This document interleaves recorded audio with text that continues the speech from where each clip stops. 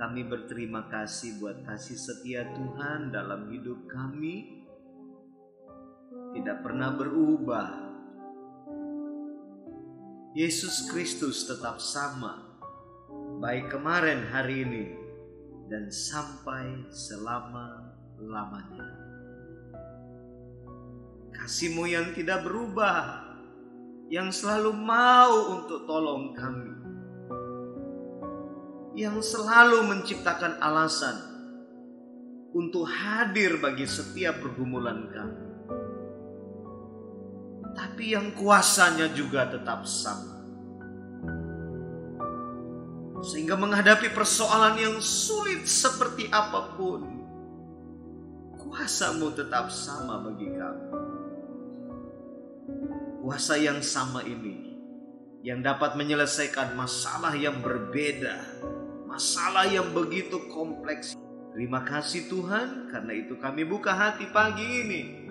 Tolong bicara lagi bagi kami. Menghidupkan setiap kebenaran-Mu di dalam kami. Dan kami mengalami setiap janji Tuhan dalam hidup kami. Dalam nama Yesus. Haleluya. Amin. Haleluya. Puji Tuhan. Sama-sama kita ucapkan kebenaran ini dalam Yakobus pasal yang pertama, ayat yang ke-12. Mari kita ucapkan bersama-sama. 2, 3. Berbahagialah orang yang bertahan dalam pencobaan, sebab apabila ia sudah tahan uji, ia akan menerima mahkota kehidupan yang dijanjikan Allah kepada barang siapa yang mengasihi Dia. Amin. Haleluya. Ini janji Tuhan yang luar biasa bagi kita sekalian. Nah, pencobaan di sini menunjuk kepada kesukaran dan penderitaan. Kesukaran dan penderitaan ini bisa saja terjadi karena beberapa hal.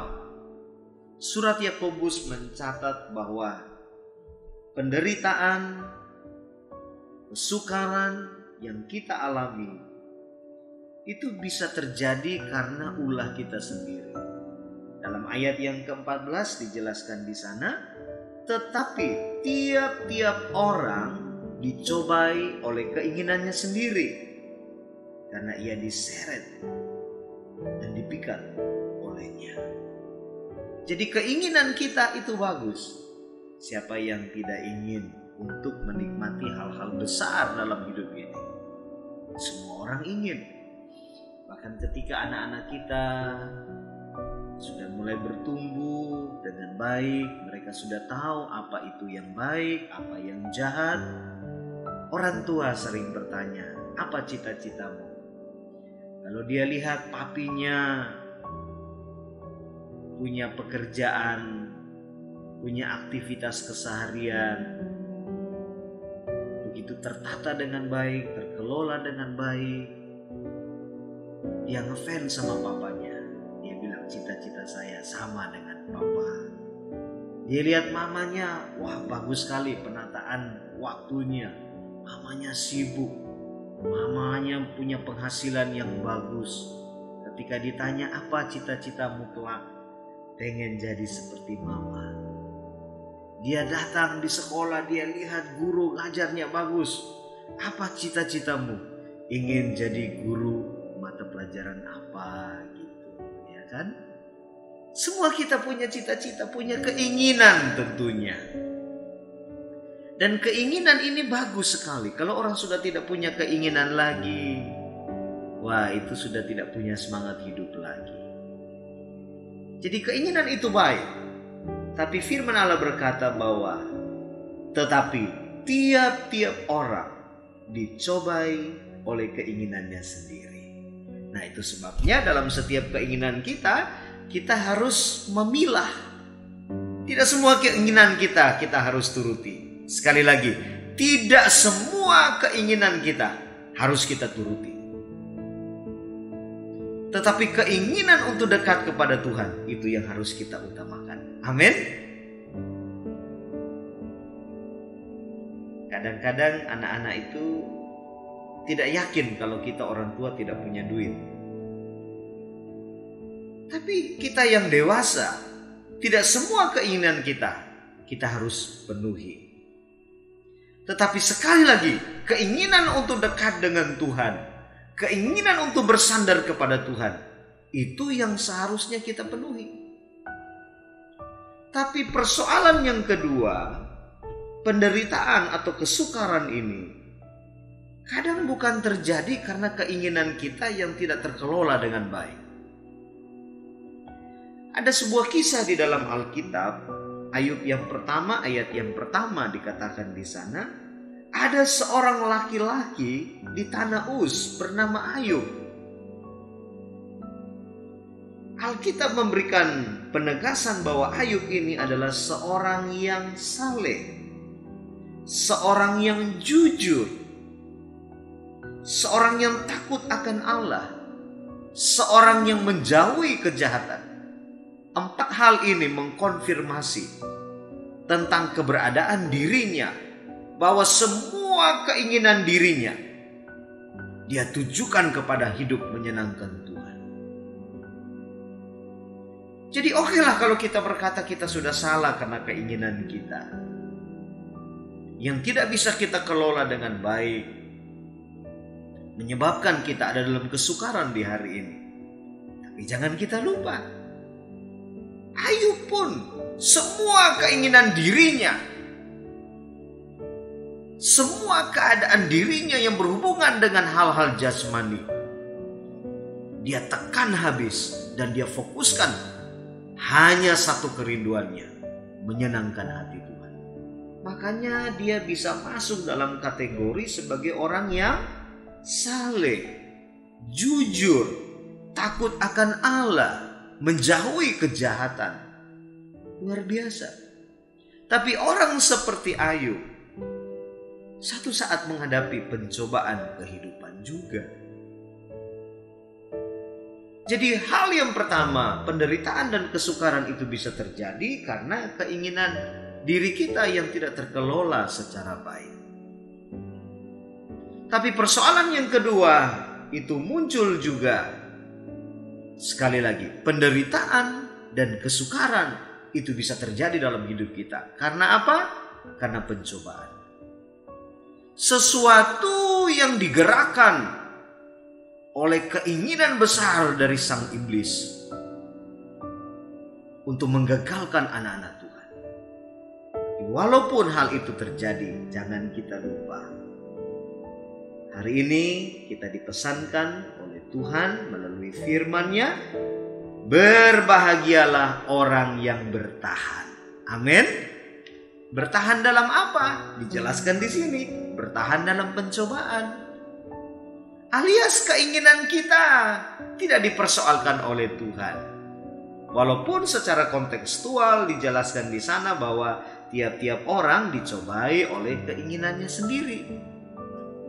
Tapi tidak jadi masalah. Tidak jadi masalah. Masalah yang paling berat adalah ketika kita sudah dicobai, tapi kita juga masih menjauh dari Tuhan. Itu masalah paling besar. Saya pikir dalam menjalani hidup ini, semua orang pernah mengalami satu titik di mana kita mempersalahkan pilihan dan keputusan kita di masa yang lalu. Amin. Ya jujur sajalah. Kalau kita jujur, kita diampuni Tuhan. Kita ditolong Tuhan. Kita tidak tahu. Tapi kenapa kita berjanji? Tuhan, kalau Tuhan golkan apa yang sedang saya usahakan ini, ada penghasilan yang bertambah, saya janji Tuhan. Saya janji Tuhan. Saya akan bangun setiap pagi saya hadir sebagai penjaga menara. Besok ketemu kesulitan. Saking capeknya kita bekerja sepanjang hari, jam 5 kita kebablasan. Tidur terus, Bangun-bangun udah jam 6. Aduh, udah selesai. Doa bersama penjaga menara. Gimana ya? Lalu kemudian kita rasa tertuduh. Dan apa yang kita harapkan seakan tidak terjadi. Iblis mulai datang, itu makanya kamu kan yang berjanji. Kamu kan janji sama Tuhan, kamu gak tepatin. Iblis juga pakai bawa-bawa nama Tuhan, saudara-saudara. Kita semakin tertuduh lagi. Kita stres, kenapa saya berjanji? Padahal tanpa janji pun yang penting kita komitmen, kita bisa lakukan. Kenapa sih? Kenapa kita janji? Ini salah satu contoh kecil. Ada banyak hal yang merupakan janji kita yang termasuk di dalam pilihan dan keputusan kita. Dan kita tidak tepati itu. Dan hal itu semakin datang dalam hidup kita, mengancam kita, membuat kita tertekan, membuat kita tidak bisa ngapa-ngapain. Tapi hari ini Tuhan janji kepada kita, baik itu menghadapi keinginan diri kita yang tidak terkontrol dengan baik, baik menghadapi pencobaan yang diizinkan Tuhan untuk terjadi dalam hidup kita. Seakan-akan Tuhan melepaskan tangan kita, biarkan iblis menggocok kita secara habis-habisan. Seakan demikian. Tapi kalaupun kedua hal ini terjadi dalam hidup kita, percayalah, firman Allah tidak pernah salah. Dari awal sudah dikatakan di sana, berbahagialah orang yang bertahan. Jadi kalau kita mau bertahan, itu sesuatu yang luar biasa. Di dalam kata bertahan ini, sedikitnya kita dapat yang pertama sudah dijanjikan kebahagiaan bagi kita. Amin. Bertahan saja.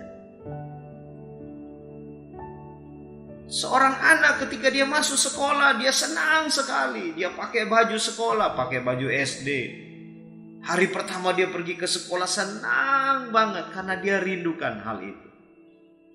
Tapi waktu mulai lebih dalam lagi belajar, dia rasa kok dia sulit sekali. Teman-temannya lancar belajarnya, cepat bisa baca, cepat bisa nulis, cepat bisa berhitung. Dia mulai merasa kok saya gak bisa. Lalu dia mulai malas. Waktu dia mulai malas, dia bilang, papi mami saya gak mau sekolah lagi. Kenapa? Gak enak, kenapa ya? Pengen di rumah saja. Lalu papi mami hanya untuk menyenangkan dia, ya sudah nak, gak usah pergi sekolah, gak apa-apa kok. Kelihatannya bahagia, tetapi tidak punya ilmu, satu saat akan tergilas. Kita harus berkompetisi, kita harus bersaing dalam membangun hidup ini. Banyak hal yang terjadi, dan kalau kita tidak sekolah, kita bahagia-bahagia saja. Tapi ke depannya seperti apa? Tapi menghadapi proses kehidupan seperti apapun, baik itu menghadapi ujian, menghadapi pencobaan, Yakobus menuliskan kepada kita sekalian, apapun itu situasinya, bertahan. Katakan sama-sama, aku harus bertahan. 2, 3, aku harus bertahan. Amin. Supaya kebahagiaan yang sesungguhnya menjadi milik bagian kita. Tapi bagian yang terakhir dikatakan di sana, kalau kita bertahan, kita akan mendapat mahkota kehidupan. Luar biasa sekali. Jadi apapun yang menyebabkan kita sedang berada dalam kesukaran dan penderitaan, yang dikehendaki Tuhan dalam hidup kita adalah bertahan. Tuhan tolong kita semua, kita bisa bertahan. Bertahan.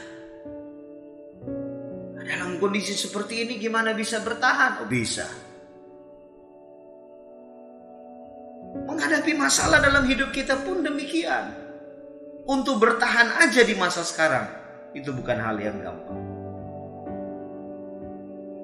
Tapi bertahan dalam konteks tetap percaya kepada Tuhan, tetap berpegang kepada firman Tuhan. Walaupun situasinya berubah, Walaupun situasi yang terjadi tidak seperti yang kita harapkan. Bertahan. Bertahan untuk apa? Bertahan untuk tetap pegang firman. Mungkin langkah-langkah kita bisa berubah, tetapi setiap langkah kita harus didasari dengan kebenaran firman. Itu yang terpenting. Tuhan tolong kita semua. Yang harus kita lakukan supaya kita bisa bertahan. Ini yang penting sekali untuk kita terapkan dalam hidup kita. Semua orang ingin bertahan. Bisa berkata amin? Anak-anak kita motivasi, kamu harus bertahan. Cuman segitu aja kok nangis. Mungkin anak itu kalau dia bisa ngomong, dia bilang, mami gak tahu, papi gak tahu apa yang sedang saya alami, apa yang sedang saya rasakan. Dia pun tidak tahu bahwa orang tua sudah melewati semuanya itu. Anak-anak hanya bisa nangis, kadang-kadang dia marah-marah, dia banting-banting, dan dia berkata, mami gak mengerti aku, papi gak mengerti aku. Tapi lebih daripada itu, kita punya usia sudah jauh lebih banyak, ya. Peristiwa-peristiwa yang begitu banyak datang silih berganti dalam hidup kita. Ada yang baik, ada yang buruk terjadi. Dan kita bilang sama anak kita, kamu harus bertahan. Seperti kita bilang kepada anak-anak kita, cucu-cucu kita, semua orang di bawah umur kita. Kita nasihatin mereka, kamu harus bertahan. Jauh sebelum kita bilang, firman Allah sudah bilang, bertahan. Kenapa kita harus bertahan? Sekali lagi, ada kebahagiaan bagi orang yang bertahan. Kenapa kita harus bertahan? Ada mahkota kehidupan bagi mereka yang bertahan. Nah, sekarang kita akan melihat bagaimana supaya kita bisa bertahan. Mazmur pasal yang ke-23 ayat 1-6, firman Allah bilang begini, Tuhan adalah gembala. Artinya apa? Kita domba. Domba cuman ngikut aja kok repot. Dia gembala agung kita. Kadang-kadang kita tidak mengerti jalan di depan kita. Terlalu sulit untuk kita pikirkan. Bagaimana kita bisa tempuh? Mikir aja udah sulit. Tapi firman Allah bilang, Tuhan adalah gembala. Pemazmur dengan yakin dia tulis, Tuhan adalah gembalaku. Daud mengalami hal-hal yang sulit dalam hidupnya, tapi dia bilang, Tuhan adalah gembalaku. Takkan kekurangan aku. Ia membaringkan aku di padang yang berumput hijau. Ia membimbing aku ke air yang tenang. Ia menyegarkan jiwaku. Ia menuntun aku di jalan yang benar oleh karena namanya. Daud sadar kehidupannya penuh dengan begitu banyak rintangan, kesukaran yang sedang dia alami, tapi dia tetap memperkatakan kepada Tuhan, sekalipun aku berjalan dalam lembah kekelaman, aku tidak takut bahaya. Kenapa Daud bisa tegas berkata, sekalipun aku berjalan dalam lembah kekelaman, aku tidak takut bahaya? Kenapa Daud berani berkata demikian? Karena dia tahu gembala itu Tuhan. Tuhan adalah gembalanya dia. Dia tempatkan dirinya sebagai domba. Dia gak perlu takut bahaya. Saat binatang buas datang menyerang, ada gembala. Gembala yang baik memperhatikan domba piaraannya.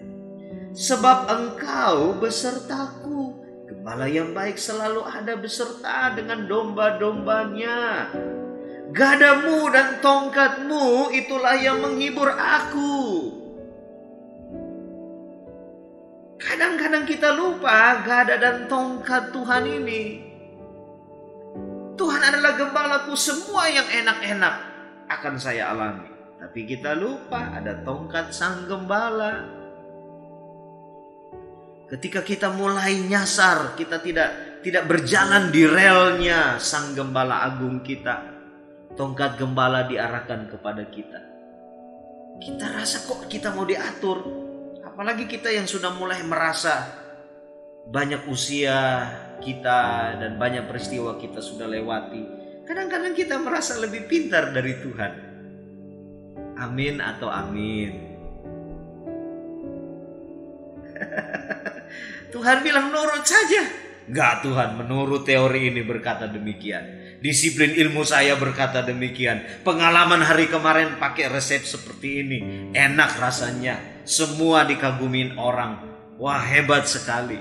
Kita ngatur Tuhan. Padahal Tuhan bilang sudah, kau ikut saja.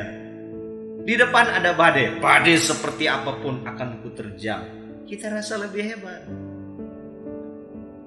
Tapi kalau kita ikut Tuhan, kita ikut firman-Nya, ya orang lihat malapetaka. Jangan serta-merta kita sudah percaya Tuhan lalu terobos saja. Udah tahu ada jurang, gak apa-apa. Biar jurang seperti apapun, asal bersama dengan Yesus. Terjunlah ke dalam jurang itu. Ya mati konyol. Ikutin maunya Tuhan. Pegang kuat. Ada gada dan tongkat Sang Gembala Agung kita. Kita jangan hanya tergoda, kita jangan hanya terpesona dengan berkat-berkat Tuhan, pemeliharaan Tuhan selama ini, lalu semua kita terobos. Jangan, bahaya besar. Gada dan tongkat Tuhan ini, itulah yang menghibur kita. Amin, saudara-saudara. Sehingga kita bisa bertahan. Engkau menyediakan hidangan bagiku di hadapan lawanku. Engkau mengurapi kepalaku dengan minyak. Pialaku penuh melimpah. Kebajikan dan kemurahan belaka akan mengikuti aku seumur hidupku. Dan aku akan diam dalam rumah Tuhan sepanjang masa. Amin. Luar biasa. Kita pasti bisa bertahan. Kenapa? Tuhan adalah gembala kita. Tuhan adalah gembala kita, bukan berarti kita tidak mengalami hal-hal sulit dalam hidup ini. Tapi kalaupun kita mengalaminya, 1 Korintus 10 ayat 13 bilang apa? Pencobaan-pencobaan yang kamu alami ialah pencobaan-pencobaan yang biasa. Ibarat orang tua bilang, itu biasa. Mami nggak tahu. Sakitnya tuh di sini katanya.